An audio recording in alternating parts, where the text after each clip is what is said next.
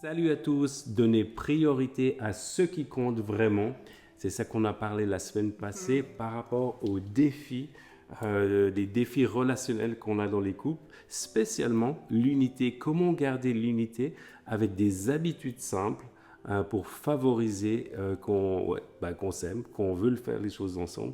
Et cette semaine, on va continuer en parlant, comme on avait prévu, comme on vous avait dit, comment faire cela dans des familles monoparentales, quand on est une parent, une mère ou un père solo. Ouais, et ça nous tient vraiment au cœur et on sait qu'on pourrait faire beaucoup mieux et on fait des petits pas et notamment ce vidéo va aider, mais on sait aussi, vous vous sentez peut-être aussi seul dans les églises parce qu'il y a beaucoup de familles et vous savez pas où est votre place.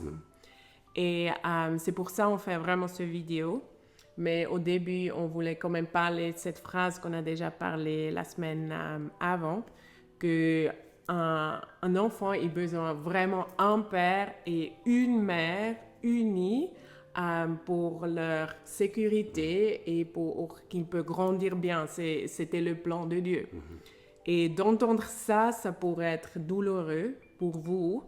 Et ça, on comprend très bien, mais il y a vraiment d'espoir pour vous aussi.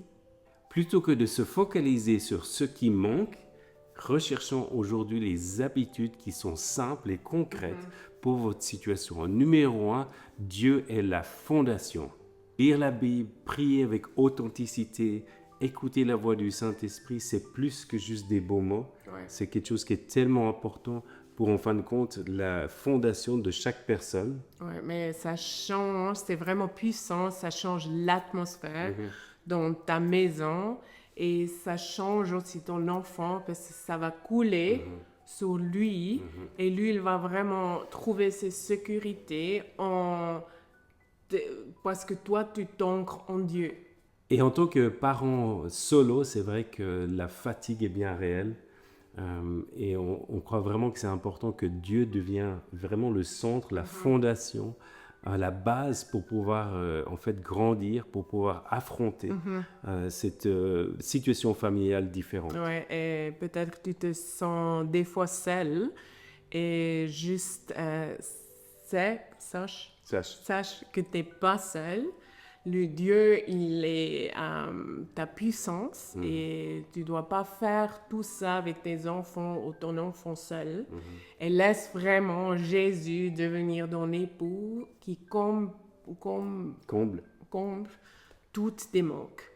Et en fin de compte, de mettre Dieu au centre, c'est déjà évidemment bien pour vous, mais aussi pour votre enfant, parce que ça va vous aider à avoir une famille équilibrée, une relation avec votre enfant qui est équilibrée, parce qu'en fin de compte, qui c'est qui est au centre? C'est Dieu et pas l'enfant. Et c'est souvent le danger quand vous êtes en famille, quand vous êtes parent solo, c'est que l'enfant prenne trop de place, qu'il devienne certaines fois jusqu'à être un époux, d'une certaine façon, mais en mettant Dieu au centre, ça permet de montrer à l'enfant que c'est lui qui est plus important et aussi vous, et puis l'enfant est bienvenu dans votre famille, mais c'est pas le centre, comme on dit des fois, l'enfant roi.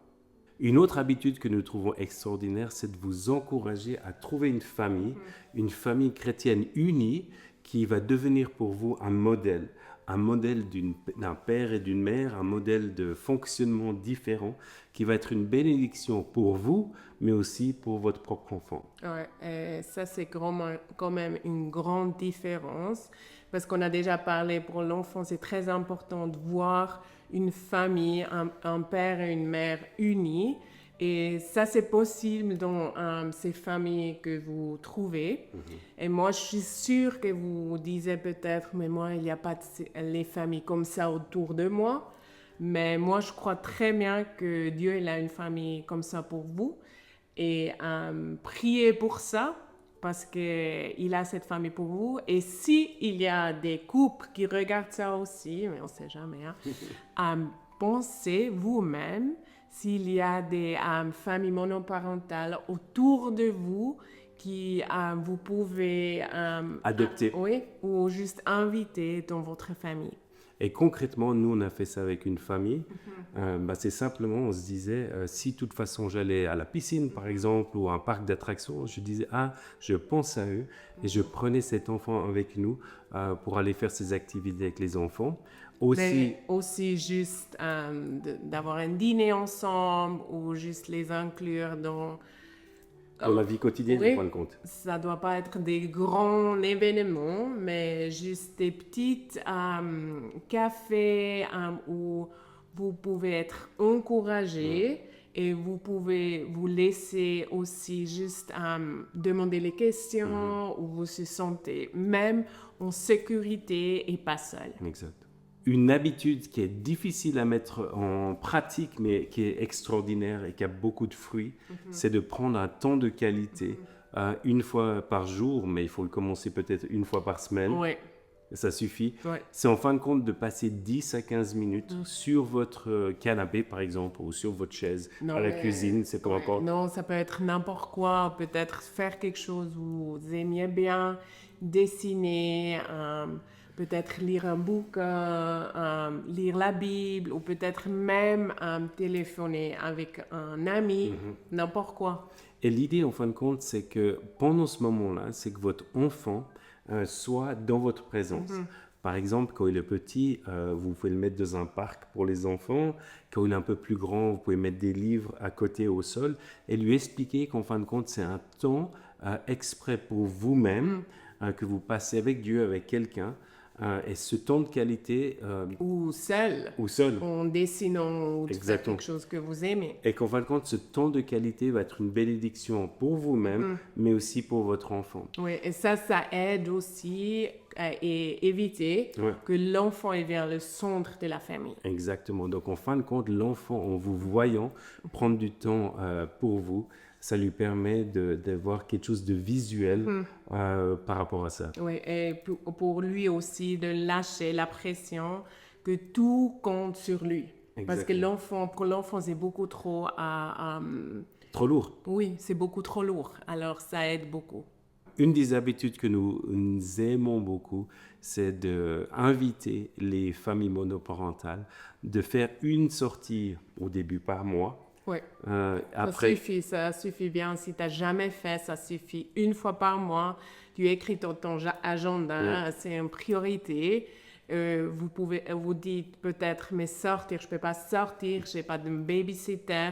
Alors tu peux aussi rester à la maison parce que c'est quand même beau à la maison. Et tu peux inviter quelqu'un à la maison, des amis, tu peux faire un groupe à la maison de l'église. Peut-être tu veux apprendre quelque chose de nouveau online. Oui. En ligne, oui. Donc l'idée, c'est d'avoir une soirée spécialement pour toi. Oui. Et puis c'est vrai que si on a dit de sortir, d'aller au restaurant, de faire quelque chose une fois par mois, vous vous demandez à cause du babysitter.